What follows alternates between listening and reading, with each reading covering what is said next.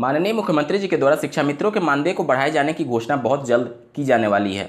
Private school में RT act 2009 के तहत कुछ सीटें रिजर्व होती हैं जिसमें गरीब तबके के बच्चों को फ्री में एडमिशन दिया जाता है और उनकी फीस की भरपाई सरकार के द्वारा किया जाता है। अब प्राइवेट स्कूलों ने एडमिशन देने से मना कर दिया है। क्या कारण है, इसके बारे में बात करेंगे। डीएलएड की सेमेस्टर परीक्षाओं के लिए एडमिट कार्ड कब जारी होगा, इस पर भी चर्चा होगी। बीएड की काउंसलिंग प्रारंभ होने जा रही है। साथ ही पुलिस विभाग में ऐसे पुलिसकर्मी जो 50 वर्ष की उम्र पार कर चुके हैं उन सबको जबरदस्ती रिटायर किया जा रहा है। और अन्य बेसिक शिक्षा विभाग और शिक्षा जगत से जुड़ी कुछ महत्वपूर्ण खबरों को भी देखेंगे, तो अंत तक जरूर जुड़े रहिएगा इस वीडियो के साथ बिना किसी पार्ट को स्किप किए हुए। नमस्कार दोस्तों, मेरा नाम है नीरज और आप देख रहे हैं करियर बिट यूट्यूब चैनल। अगर आप इस चैनल पहली बार विजिट कर रहे हैं तो इसको सब्सक्राइब करते हुए बेल आइकन को प्रेस करना ना भूलें। पिछले 21 सालों से शिक्षा मित्र उत्तर प्रदेश में अपनी सेवाएं दे रहे हैं। प्रदेश में चाहे जिसकी भी सरकार रही हो, इनके नाम पर वोट तो ले लेती है, लेकिन इनको सिर्फ छलने का ही कार्य करती है। स्क्रीन पर आप एक आर्टिकल देख पा रहे होंगे, शिक्षा मित्रों को नियमित करे सरकार। शिक्षा मित्रों ने अपनी आवाज बुलंद की है कि उनको किसी भी प्रकार से नियमित किया जाए। जुलाई 2017 में जब सहायक अध्यापक के पद से समायोजन निरस्त किया गया था, तब से 2000 शिक्षा मित्रों की मृत्यु हो चुकी है और पंचायत चुनाव की ड्यूटी में भी लगभग 200 शिक्षा मित्रों की मौत हुई थी। तो आर्थिक तंगी स्टार्टिंग से ही शिक्षा मित्रों के लिए एक बहुत बड़ी समस्या रही है, क्योंकि इनका मानदेय इतना कम है कि एक लेबर भी इनसे ज़्यादा कमाता है। प्रदेश की वर्तमान सरकार जब सत्ता में चुन करके आई थी तो तुरंत सरकार के द्वारा एक कमेटी का गठन किया गया शिक्षा मित्रों की समस्याओं को हल करने के लिए। 4.5 साल में अभी तक कमेटी ने अपनी रिपोर्ट नहीं सौंप पाई है और इन 4.5 साल में बस इतना ही फैसला हो पाया है कि शिक्षा मित्रों का 1000 रुपये मानदेय बढ़ाया जाएगा। इसके संबंध में आर्टिकल देख पा रहे होंगे, सीएम योगी जल्द करेंगे ऐलान। यहाँ पर देख लीजिए, अभी जो 10,000 रुपये शिक्षा मित्रों को सैलरी दी जाती है उसमें 1000 रुपये मानदेय बढ़ाने की बात हो रही है। वहीं अगर बात करें अनुदेशकों की तो उनकी सैलरी में 500 रुपये बढ़ोतरी की जाएगी और रसोइयाँ जिनको 1000 रुपये मात्र सैलरी के रूप में दिया जाता है उनको भी 500 रुपये के आसपास बढ़ाया जा सकता है। वैसे यहाँ पर मैं बता दूं कि रसोइयों को अभी पिछले 5 महीने से मानदेय नहीं मिला है। एक तो सैलरी कम, ऊपर से 5 महीने से सैलरी ना मिलना, समझ सकते होंगे आप कि कैसे इनका घर परिवार चलता होगा। ऐसा नहीं है कि आने वाले विधानसभा चुनाव में सिर्फ शिक्षा मित्र ही प्रदेश सरकार के लिए समस्या खड़ी कर सकते हैं। स्क्रीन पर आप एक आर्टिकल देख पा रहे होंगे, संविदा बिजली कर्मियों की वार्ता विफल, कार्य बहिष्कार रहेगा जारी। संविदा और आउटसोर्सिंग शब्द अपने आप में ही एक अभिशाप होता है किसी भी कर्मचारी के लिए।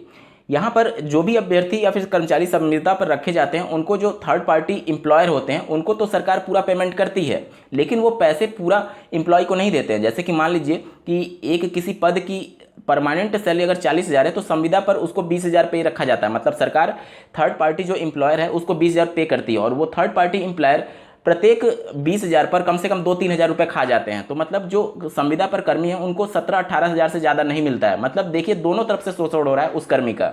इसके अलावा रेलवे में प्राइवेटाइजेशन को लेकर भी रेलवे कर्मियों के द्वारा प्रचंड रूप में चेतावनी दिवस मनाया गया है। इसके अलावा उत्तर प्रदेश सरकार ने नोटिस जारी कर दिया है कि उत्तर प्रदेश पुलिस में जो भी 50 वर्ष पूर्ण कर चुके होंगे और अनफिट होंगे उन सभी की सूची तलब करके इनकी छटनी की जाएगी। 50 वर्ष की जो उम्र होती है उसके बाद से किसी भी व्यक्ति विशेष का शरीर उस हिसाब से कार्य नहीं कर पाता जैसे कि वो 30 या फिर 35 वर्ष की आयु में होता है। तो जाहिर सी बात है 50 वर्ष की आयु में अधिकांश लोग अनफिट हो जाएंगे। तो सिर्फ इसी का बहाना बना करके प्रदेश सरकार के द्वारा सभी को छटनी करने की तैयारी चल रही है। शायद हम और आप उस एज में नहीं है कि उनके दर्द को समझ सकें, क्योंकि इस एज में सभी जो पुलिसकर्मी होंगे उनकी हो सकता है बेटियों की शादी हो रही हो या फिर इस एज में बहुत सारी समस्याएं होती हैं पैसे को लेकर के, और अब इस समय रिटायरमेंट कहीं ना कहीं उनके लिए समस्याएं खड़ी कर सकता है। पुलिस विभाग में छटनी को लेकर के सोशल मीडिया साइट्स पर मिलीजुली प्रतिक्रिया मिल रही है, जहां पर कई लोगों के द्वारा सोशल मीडिया साइट्स पर इसको ठीक बताया जा रहा है, क्योंकि जब भी कोई धरना प्रदर्शन होता था तो पुलिस प्रशासन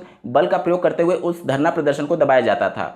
तो कई लोग इसको जायज़ ठहरा रहे हैं, लेकिन इस बात से भी इनकार नहीं किया जा सकता कि पुलिसकर्मी अपने मन से आपके धरना प्रदर्शन को रोकने की कोशिश नहीं करते हैं। जब ऊपर से ऑर्डर आता है तब उनके भी हाथ बंधे होते हैं और पुलिसकर्मियों की समस्या आप समझिए, वो तो इतने ज़्यादा मजबूर होते हैं कि सरकार के दबाव को भी झेलते हैं और आपकी तरफ से जो उनका विरोध होता है वो भी वो लोग झेल रहे हैं। इस पूरे सिचुएशन पर एक बहुत ही मशहूर 4 लाइन है, आप लोग ध्यान से सुनिएगा।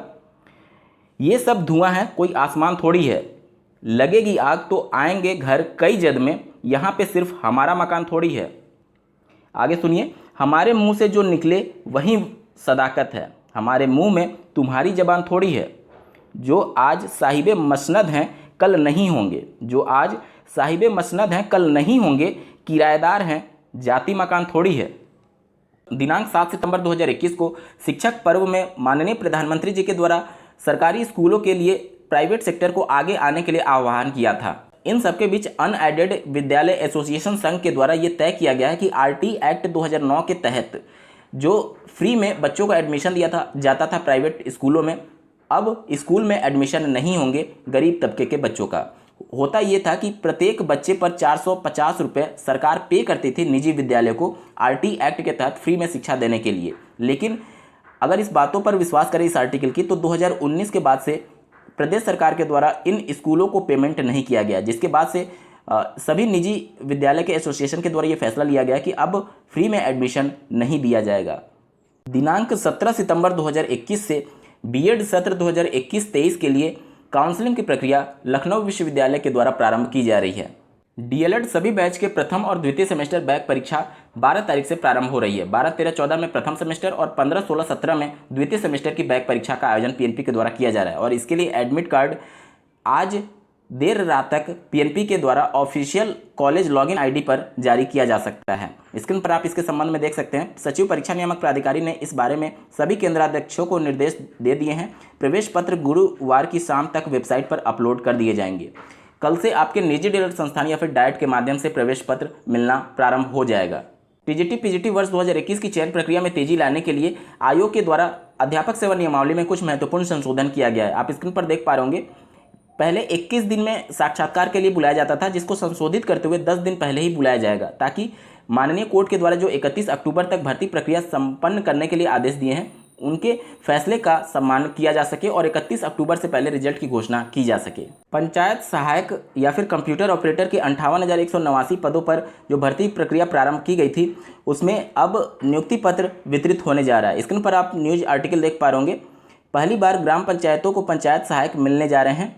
सभी 58,189 गाँवों में पंचायत सहायक की भर्ती प्रक्रिया लगभग पूरी हो गई है। बुधवार से चयनित पंचायत सहायकों के नाम घोषित होने शुरू हो जाएंगे। नियुक्ति देने का कार्य 10 सितंबर तक पूरा होना है। सख्त निर्देश है कि हर पंचायत भवन में चयनित पंचायत सहायक का चयन पत्र भी चस्पा किया जाए ताकि पारदर्शिता बनी रहे। लखनऊ के एससीईआरटी कार्यालय पर बीएड टीईटी वर्ष 2011 के अभ्यर्थी धरना प्रदर्शन करके नियुक्ति पत्र की मांग कर रहे हैं। स्क्रीन पर आप इसके संबंध में आर्टिकल देख पा रहे होंगे। जैसा कि आपको ज्ञात होगा कि बसपा सरकार में वर्ष 2011 में 72,825 पदों पर शिक्षक भर्ती का विज्ञापन जारी किया गया था प्राथमिक स्तर के, जिसके बाद से सत्ता बदल गई, सपा की सरकार आ गई और उन्होंने उस चयन प्रक्रिया में अहम संशोधन के लिए उस समय के 72,825 पदों का जो विज्ञापन था उसको रद्द कर दिया और नियमावली में संशोधन करते हुए फिर से 72,825 पदों पर शिक्षक भर्ती का विज्ञापन जारी किया है, जो कि कंप्लीट हो चुकी है। लेकिन जो पहले के अभ्यर्थियों ने आवेदन किया था बसपा सरकार वाले में, उन्होंने ये मांग की है कि उनको नियुक्ति पत्र दिया जाए।